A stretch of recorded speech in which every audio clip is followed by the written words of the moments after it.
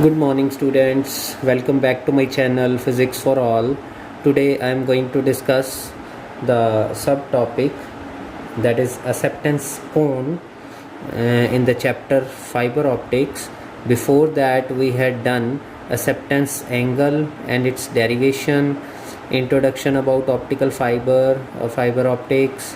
Then after that we had done total internal reflection and what is the concept or what is the basic phenomena involved in the process of propagation of light.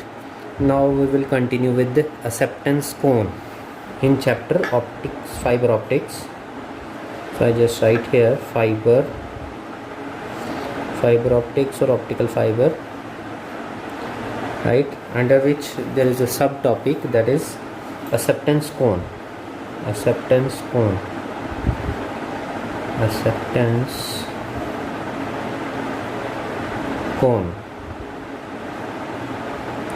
So what is acceptance cone?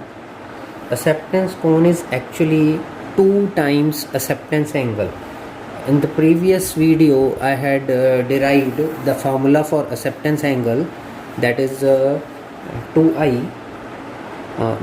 That is I is acceptance angle, that is sine inverse root n1 square minus n2 square over n naught. Again I write here I is equal to sine inverse root n1 square minus n2 square over n naught. This is the formula for acceptance angle.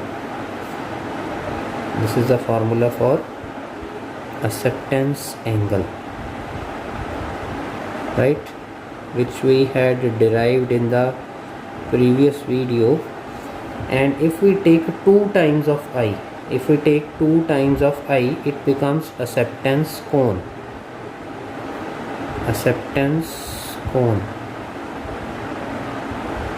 Right. Now what is the definition of acceptance cone? Acceptance cone is the cone, acceptance cone is the cone in which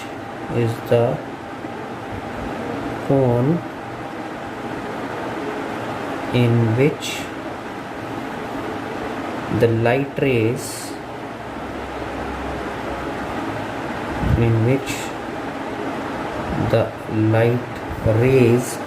are accepted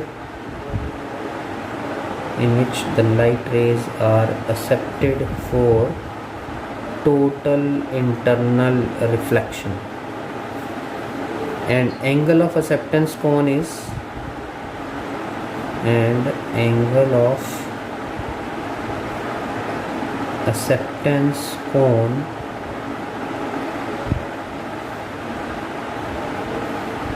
is 2 iota.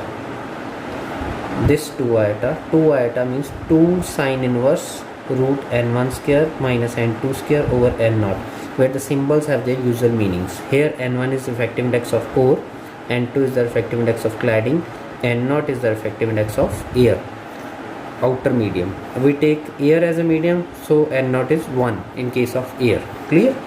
So if we draw the diagram for acceptance cone, it's like this. Suppose this is an optical fiber, and if we take this is the axis, we draw imaginary cone which is like a ice cream cone. We can say it's a 3-dimensional cone. This is the acceptance cone, and this one is the acceptance cone, right? So if the ray enters into this cone, it is reflected back at different points, right? Or if the ray incident inside this cone, it is propagated towards the fiber, and if it incident at an angle outside this cone, then it will not propagate, we can say, right? We can draw the propagation of waves in this way also. If this is the fiber, this one is another propagation, right? So this is regarding acceptance cone. Now next we will continue with this way numerical aperture. Next topic is numerical aperture. I just wrote this thing, numerical aperture. So what is numerical aperture? That is light gathering ability, right? So I just write here numerical aperture, numerical aperture, numerical aperture, right? So what is numerical aperture? The light gathering ability of an optical fiber. It's a simple definition. Here you just write, this is the light gathering ability, the light gathering ability of an optical fiber. The light gathering ability of an optical fiber is known as numerical aperture, right?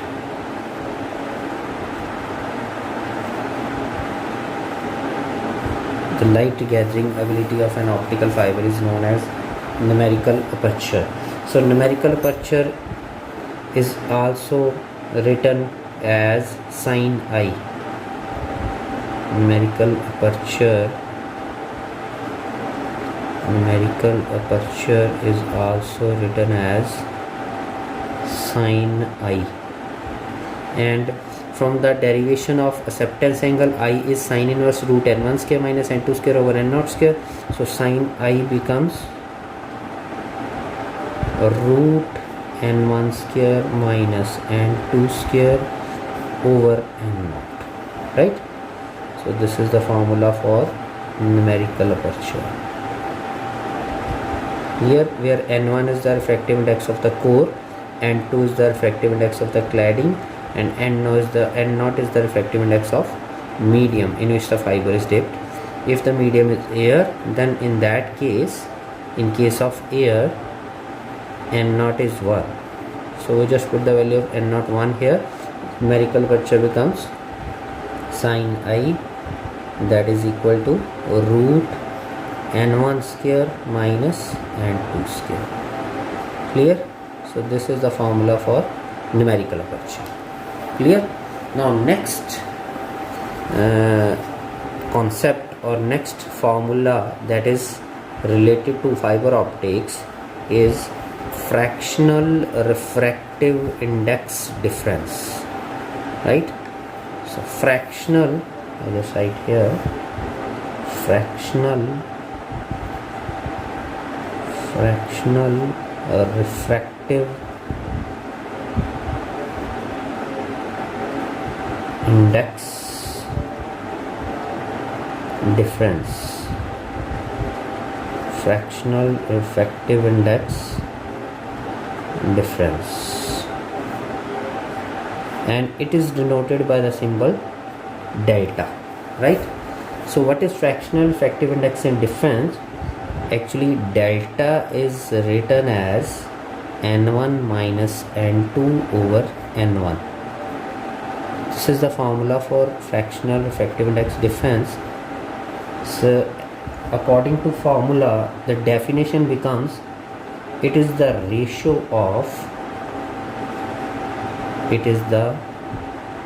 as this is the ratio, it is the ratio of what?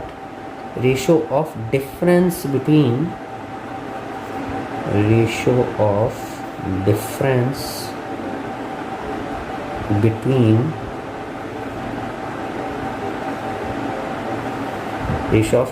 between refractive index of core and cladding, difference between refractive index of core and cladding to the refractive index of core, to the refractive index of core, to the refractive index of core, right? So delta is n1 minus n2 over n1. We can write delta in this form also. Delta, take the take it into two parts, 1 minus n2 by n1. So delta is also, delta may be also be written as 1 minus n2 by n1, and delta is always positive.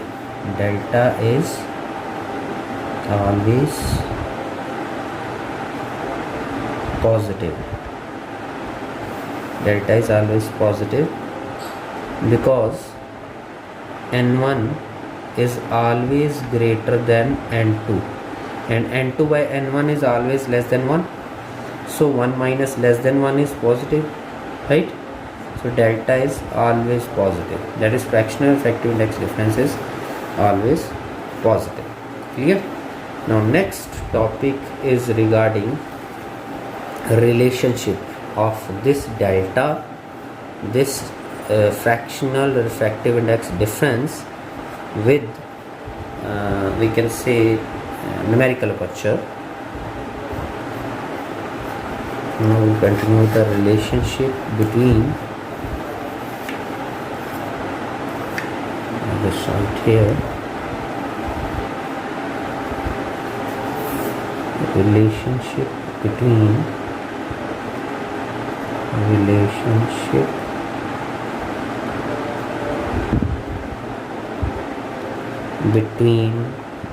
fractional refractive index difference delta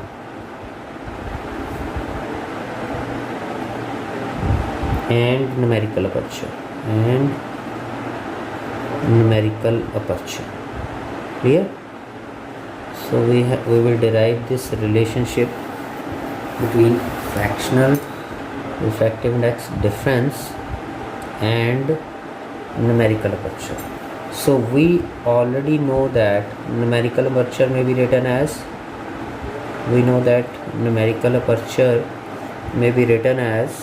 root n1 square minus n2 square, right? So take n1 common, rest of the term becomes 1 minus n2 square by n1 square, right?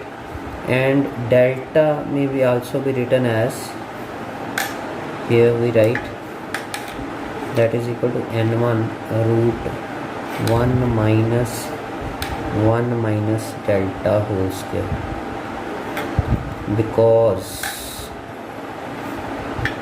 delta is 1 minus n2 by n1, right? So n2 by n1, if we take n2 by n1 to left hand side and delta to right hand side, it becomes this thing. So n2 by n1 becomes 1 minus delta. So I just put the value of n2 by n1, put this value of n2 by n1, that is 1 minus delta here. So it becomes n1 root 1 minus delta whole square. So a minus b whole square, what it becomes, n1 root a square plus b square. So it becomes minus, okay, just put bracket, a square plus b square minus 2 delta. Right? Okay, now remove this, open this bracket, it becomes 1 minus delta square plus 2 delta. 1 cancels. Numerical aperture becomes n1, okay, n1 is also along with this, n1 2 delta minus delta square, 2 delta minus delta square, right? Where delta square can be neglected, because delta is always positive but delta is less than 1, If delta is less than 1, suppose this is 0.1, then delta square becomes 0.01. If it is 0.01, then delta square becomes 0.001, right? 0.0001, right? So delta square can be neglected here. Just write where delta square can be neglected, right?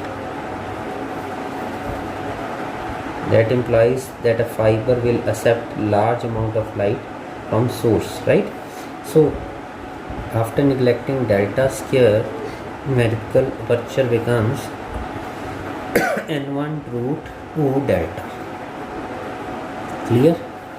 So this is our relationship between numerical aperture and fractional refractive index difference. Clear? Okay, thank you.